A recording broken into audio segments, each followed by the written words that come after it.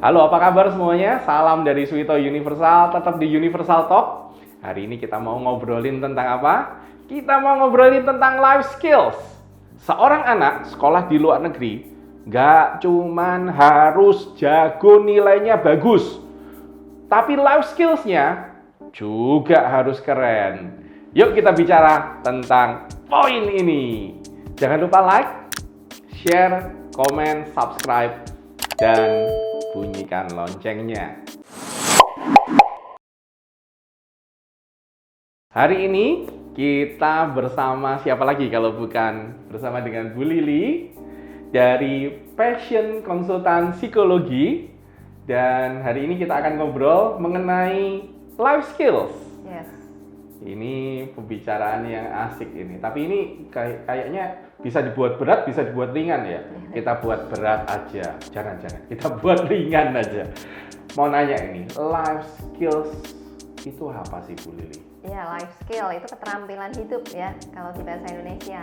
Betul. Dan keterampilan hidup itu mencakup banyak sih sebetulnya, banyak sekali ya. Tapi mungkin yang paling umum lah ya, kalau hubungannya dengan student di luar negeri, kemampuan kerjasama, ya toleransi gitu ya. Kemudian juga bagaimana konflik resolution, ya ketika ada konflik entah dengan siapapun juga, bagaimana cara anak itu, student itu menghandle-nya.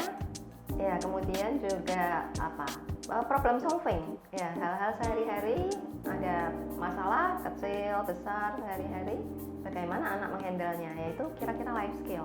Berarti life skills ini tadinya saya pikir life skills itu kemampuan untuk bernafas, makan, minum, itu bukan ya berarti? Enggak, ya? Itu nggak usah diajarin. Itu nggak usah diajarin ya. Jadi ini life skills yang bicara adalah mengenai apa ini namanya, soft skill yang di dalam. Yes. Oke. Ya. Ini menarik. Kenapa? Karena saya mau fokus ke dua sisi. Yang satu parents mempersiapkan anaknya. Atau saya mau sisi yang lain adalah anak yang melihat sisi parents-nya mempersiapkan dia. Ini dua hal yang saya suka karena setiap hari saya ketemu dengan anak-anak yang mau sekolah ke luar negeri. Ada yang datang begini, saya mau kirimkan anak saya sekolah ke luar negeri bulan depan. Tapi ada juga yang saya mau kirimkan anak saya sekolah ke luar negeri 3 tahun lagi. Nah, ini kan jadi beda. Yang 1 bulan depan berarti waktunya cuma sisa 1 bulan. Yang 3 tahun lagi masih ada 3 tahun di Indonesia di samping papa mamanya untuk bersama-sama sebelum berangkat sekolah ke luar negeri. Nah, sekarang hubungannya sama life skill. Orang tuanya dulu ini, saya mau nanya dari sisi orang tuanya dulu. Apa yang perlu dilakukan orang tua supaya anaknya itu punya life skills? Apa yang perlu dibantu oleh orang tua? Atau orang tuanya membiarkan itu secara alami tumbuh aja atau gimana ya? Enggak Pak, karena kalau tadi life skill bernafas, makan itu nggak usah diajarin ya. Tapi nggak usah, kalau ya? life skill yang ini itu sebuah soft skill, ibaratnya suatu software gitu ya, yang perlu ada instalasinya, harus diinstal gitu Pak. Ada komponen-komponennya supaya sebuah software itu bisa beroperasi kan gitu. Gambaran kasarnya ini iPad, diinstal di dalamnya software. Betul. Software ini yang dipakai untuk mengatasi masalah tadi. Jadi life skills-nya itu software-nya tadi. Iya, ibaratnya begitu ya. Jadi harus diinstal. Orang tua harus menginstal itu ke anak. Orang tua harus menginstal itu ke anak. Betul, supaya life skill-nya bisa beroperasi. Nah, untuk menginstal itu simpelnya ada 3 nih Pak. Ada 3? Ya, pertama menasehati anak, memberikan nilai-nilai ya, nilai-nilai kehidupan gitu. Nasihat. Yang kedua teladan. Ya, kan harus sinkron. Papahnya menasehati, tapi papahnya tidak melakukan ya, anaknya kemungkinan nggak melakukan. Karena ya teladan bicara lebih keras daripada kata-kata. Tapi yang ketiga juga dilatihkan. Jadi bukan sekedar nasihat dan memberi teladan, tapi dikasih kesempatan untuk anak praktek dulu. Begitu. Jadi install itu 3 itu Pak. Sebentar, saya mau nanya ini. 1 nasihat. Ya. Nasihat itu selalu bicara tentang kumpul, duduk bersama, Di mobil, papanya cerita, mamanya cerita, atau ngelihat anaknya bikin kesalahan, anaknya dikasih tahu salahnya, atau ngelihat contoh kasus dari keluarga atau family, dia cerita, dia sharing, dan moral of the story-nya apa. Itu nasihat. Betul seperti itu. Masalahnya satu, anak itu kalau dikasih nasihat, selalu mereka bilangnya begini, itu kan papa, mama zaman dulu, kan nggak berlaku buat aku zaman now. Zaman now, ya sekarang namanya. Jadi gimana supaya ini nasihat ini bisa sinkron ini? Gimana ini? Ya teladan setiap hari ya. Dan kalau, jadi baru masuk yang kedua ya. Dan kalau yang tadi itu anak ya zaman now gitu kan beda. Tapi mestinya tetap ada benang merahnya sih, karena prinsip-prinsip nilai hidup itu kan sebetulnya sepanjang masa sama ya. Contoh bagaimana orang bertoleransi, bagaimana orang menghargai orang lain, ya, bagaimana orang mengungkapkan ketidaksetujuan tapi dengan sopan, itu kan sebetulnya dasar yang sepanjang zaman sama gitu. Dan kalaupun ada anak-anak yang dari kata-katanya sepertinya menolak gitu kan, itu zaman dulu, tapi tetap tabur saja. Karena itu tetap masuk kok. Oh gitu ya. Suatu saat ketika dia mengalami, dia akan bisa jadi memorinya tuh muncul. Oh ini toh yang dimaksud papa saya dulu. Oke. Nah ini bicara nasihat. Saya masih ngomong yang nomor 1 ini nasihat. Ini bicara di usia berapa? Di anak kelas berapa? Atau semua anak di usia berapapun hajar aja dengan nasihat? Nasihat itu biasanya alami ya Pak, karena kan pasti orang tua ingin anaknya tumbuh itu jadi orang loh istilahnya. Jadi orang ya. Pasti, sehingga pasti sejak kecil pun ya, bahkan sebelum anak bisa bicara pun orang tua tuh sebetulnya memberikan nasihat. Iya kan? Anak belajar jalan terus mau ke area yang berbahaya kan jangan ke situ loh, itu kan sudah nasihat. Ya, tapi tentu nasihat itu kan disesuaikan dengan tingkat usianya. Artinya kalau masih TK ya tentu ngomongnya yang simple, yang praktis, kasih contoh kan gitu. Iya. Oke, kita masuk sisi nasihat, kita sekarang masuk sisi yang kedua, teladan. Ini berat, teladan ini. Kenapa teladan ini berat? Karena menurut saya teladan ini tidak bisa dipura-pura, tidak bisa. Ada orang yang teladan di depan umum bagus, tapi di rumah tidak bagus. Karena rumah itulah yang tanpa lipstick, tanpa make up, tanpa topeng, apa adanya. Nah sekarang pertanyaannya, teladan ini bisa jadi tidak bisa menjadi teladan. Sekarang kalau tidak bisa jadi teladan, orang tuanya ternyata tidak bisa jadi teladan, berarti apakah anaknya menjadi tidak punya sisi teladan? Ya, ini pertanyaan yang susah ya Pak. Karena ini pertanyaan yang banyak ditanyakan oleh anak yang pada saat kita ngobrol berdua sama anaknya ya. Pada saat kita tanya, apa yang positif dari papa, apa yang positif dari mama, yang kamu bisa teladani? Anaknya selalu bilang begini, dia agak menutup mulutnya dan dia bilang, kalau boleh jujur tidak ada, karena papa saya pemarah, mama saya dominan. Ya, saya tidak perpanjang dari poin ini karena ini mengarah ke sisi yang berbeda dari pembahasannya. Tapi seorang anak pasti perlu punya teladan, dan di dunia seperti sekarang ini, teladan seperti apa yang dia harus ambil dari orang tua yang belum tentu ideal. Ya, sekarang saya mau masuk ke sisi konflik seperti ini. Ada nasihat apa, Bu Lili? Oke. Kalau ini kita berandai-andai ya Pak, karena kan kita ngomong nih berandai-andai ya. Karena kita belum ada contoh kasusnya tapi kita berandai-andai. Coba Bu Lili kasih penjelasan sederhana. Oke. Sebetulnya kalau kita ngomong semua orang ya, bahkan kalau kita ngomong kriminal pun ada positifnya pasti. Sisi positifnya gitu. ya. Cuman mungkin karena anaknya sudah mungkin terluka gitu kan, kalau tadi bilang papahnya pemarah, jadi dia tidak bisa melihat sisi negatif. Ibu dominan, tapi kan ada sisi positifnya, misalnya karena care, karena melindungi. Sebetulnya itu pasti ada, cuman anak tidak bisa melihat itu. Ya. Ini message penting buat anak. Don't look at negative side only to your parents. Bu Lili udah cerita ini. Setiap orang tua, ini kalau ngomong firman Tuhannya, katanya begini, pas diciptakan itulah papa mamamu yang terbaik, pas Tuhan atur itulah papa mamamu yang the best, yang paling pas.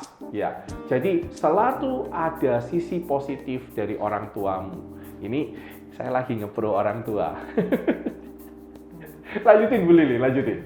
Jadi ini menarik karena sisi yang positif itu jarang dilihat oleh anak yang skeptis, yang merasa saya nggak bisa melihat sisi positif dari orang tua. Biasanya karena hubungannya memang tidak baik. Nah, ditarik mundur ternyata karena hubungannya tidak baik. Nah, mungkin begini Pak, kalau ngomong teladan itu kan relatif ya Pak. Artinya anak memang bisa jadi mengikut orang tuanya yang tadi katakanlah tidak baik gitu ya teladannya, bisa saja.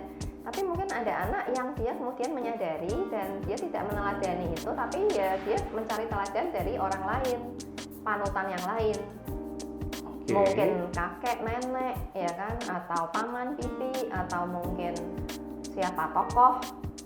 Atau tokoh YouTuber yang terkenal, selebritis Instagram yang terkenal. Atau pembimbing rohani gitu atau ya, pembimbing kalau rohani. yang masih baik ya, yang masih sehat gitu ya untuk diteladani. Ya sudah, kita tarik balik lagi. Kita ngomong tentang sisi teladan dari sisi yang ideal. Orang tua, bagaimana caranya dia memberikan teladan kepada anak-anaknya, bagaimana sisi-sisi praktisnya cara dia memberikan teladan. Apakah dia harus ngasih tahu bahwa ini loh papa barusan kejadian dengan papa barusan kejadian dengan family, masalah hutang misalnya uang ya, dan di sisi ini papa harus mengalah, dan dari sini itu papa kasih teladan bahwa kita di dalam hidup itu tidak pernah selalu ideal, ada saatnya kita sometimes we have to lose, sometimes kita harus ngalah. Seperti itu kan? Kita harus jelaskan juga teladannya atau biarkan anak nangkep apa adanya? Lebih baik dijelaskan sih ya. Lebih baik dijelaskan ya? Dijelaskan ya. Jadi setiap poin dijelaskan begitu ya? Atau ya diskusi ya, apa yang menurut kamu dari kejadian ini, apa yang kamu tarik? Kalau anaknya sudah level SMA begitu kan lebih enak diskusi. Oke. Berarti ini poinnya anak dilibatkan dalam diskusi dua arah. Ya, tapi Pak kalau ngomong teladan itu lebih ke apa yang orang tua nggak omong, tapi orang tua lakukan dan anak lihat. Contoh, orang tua ingin anak disiplin, orang tua ingin anak tepat waktu, ya kan? Ya kalau orang tua mau jadi teladan, ya di rumah itu terlihat kan, papahnya punya janji, ya bagaimana papahnya berusaha supaya on time, itu kan teladan, anaknya lihat. Atau papahnya model yang suka molor misalnya, itu kan anaknya lihat. Nangkap. Sesimpel itu sih. Parents, ada satu message yang penting dari Bu Lili. Semua tindak tanduk kita sebagai orang tua itu pasti meninggalkan bekas, pasti meninggalkan jejak. Dan itu harus jadi jejak yang teladan. Jangan jadi jejak yang bukan teladan. Ya, ini message dari Bu Lili. Kalau ada yang protesnya sama Bu Lili aja. Yuk kita poin yang ketiga. Bu Lili tadi bilang namanya latihan. Ya. Biarkan anak dikasih latihan. Latihan PR, latihan tugas. Tapi kalau yang ini latihan life skills. Betul. Ini saya mau cerita sedikit ini Bu Lili. Ya. Saya cerita dulu boleh ya? Silakan. Nanti tolong dikasih ininya ya, kasih ringkasannya, highlightnya ya. Atau dikasih tikmaknya bener apa salah gitu ya. Jadi ada satu contoh kasus itu begini. Anaknya usia remaja, usia SMA kelas 2, SMA kelas 1 kurang lebih begitu. Dan ini anak itu melakukan satu kesalahan di mana dia di dalam satu retreat, dia melakukan kesalahan, dia keluar dari batas yang boleh keluar. Jadi retreat itu kan ada batas hotel, dia keluar dari batas hotel itu. Dan ini anak tertangkap oleh guru piket. Nah, permasalahannya adalah di sini. Ini anak tertangkap bersama dengan beberapa teman. Dan beberapa teman dan dia ditangkap, akhirnya diberikan hukuman atau penalti, ya kan? Nah, yang menarik, dia merasa hukuman dia yang paling berat. Karena hukuman dia itu sampai dicabut haknya untuk bermain basket di pertandingan di kompetisi itu dan haknya untuk menjadi panitia di sana. Dan ini yang menarik, kenapa? Karena si orang tua, si papa, waktu diceritain, dia itu papanya tidak mau ikut campur, tapi dia bilang begini sama anaknya. Oke, papa ajarin caranya. Kamu WA ke pelatih basketnya, apa yang terjadi, istilahnya jangan dilebay-lebaykan, ya. Jangan bilang, aku nggak salah deh, tapi bilanglah kamu memang salah. Tapi tolong dibantu supaya ngomong dengan guru piket ini. Pada saat yang sama, kamu juga harus WA ke guru piket. Dan WA lah ke guru piket dengan cara yang benar. Dan papanya tadi ngajarin, caranya ngomongnya itu harus bagaimana. Kalau memang salah, tapi bilanglah kan, saya boleh nggak dihukum dengan cara yang lain, atau saya dihukum lebih berat, tapi jangan ditarik dari tim basket, seperti itu. Nah, si anak melakukan dan menghadapi sendiri guru piket dan pelatih basketnya menghadapi sendiri. Apakah berhasil? Jawabannya tidak berhasil. Jawabannya tetap gagal total. Tapi saya melihat papanya memberikan satu latihan kepada anaknya untuk menghadapi masalah dan tidak lari dari masalah dan tidak dibantu oleh orang tuanya.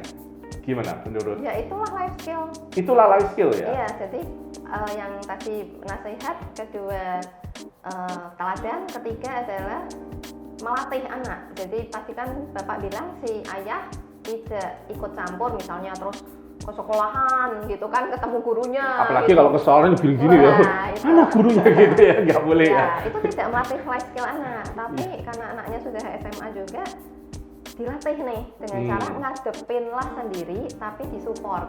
Nah, jadi anaknya yang WA sendiri, anaknya yang tapi diarahkan.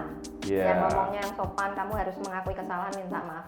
Itulah latihan life skill. Ini kalau kita ngomong tadi ini conflict resolution atau problem solving ini ya Pak ya. Problem solving, oke. Sehingga nanti nih kalau nanti keluar negeri ya, parents anaknya keluar negeri, akan ada nih seperti ini ya, mungkin konflik dengan teman ya, atau dengan institusi atau ya macam-macam lah namanya di luar negeri, nggak ada perlindungan orang tua, ketemu banyak orang, anaknya paling tidak membawa prinsip itu.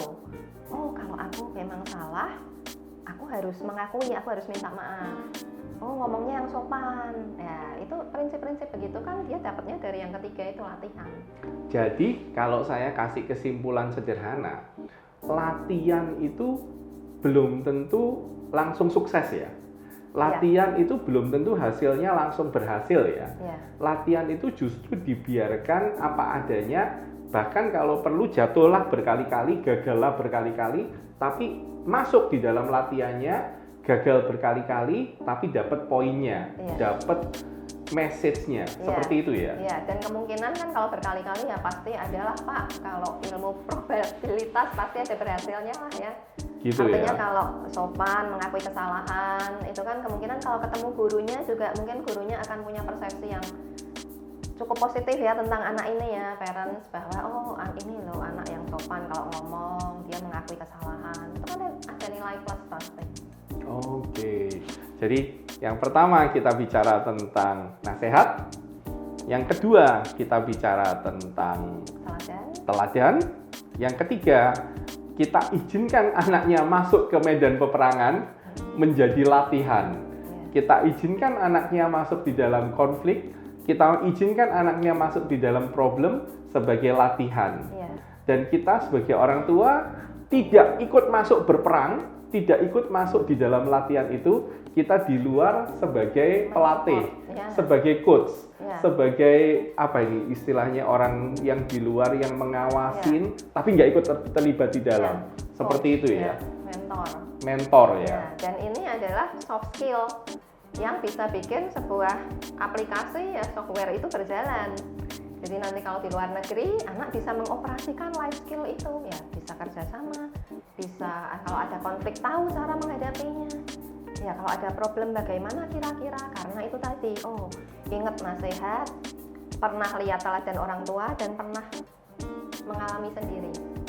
Nice banget. Sederhana, 3 prinsip mulai dari nasihat, teladan, dan latihan kita berikan kepada anak-anak kita supaya mereka punya life skills. Sederhana ya, tapi nggak sesederhana itu. Proses itu menjadi menarik pada saat kita benar-benar ngikutin semua prosesnya. 3 hal ini adalah proses yang manis, tapi sekaligus pahit. Inilah hasil dari kita diskusi bersama dengan Bu Lili. Bu Lili ada pesan tambahan? Ada? Sepertinya sudah lengkap nih dari Pak Suito nih untuk parents dan student juga ya. Untuk parents sama students juga, betul. Oke, terima kasih banyak ke Bu Lili hari ini. Sama-sama. Sudah meluangkan waktunya. Dan jangan lupa komen untuk pertanyaan kalau terutama dari sisi orang tua dan dari sisi anak, karena itu akan membantu kita untuk menjawab. Jadi sampai di sini dulu buat informasinya.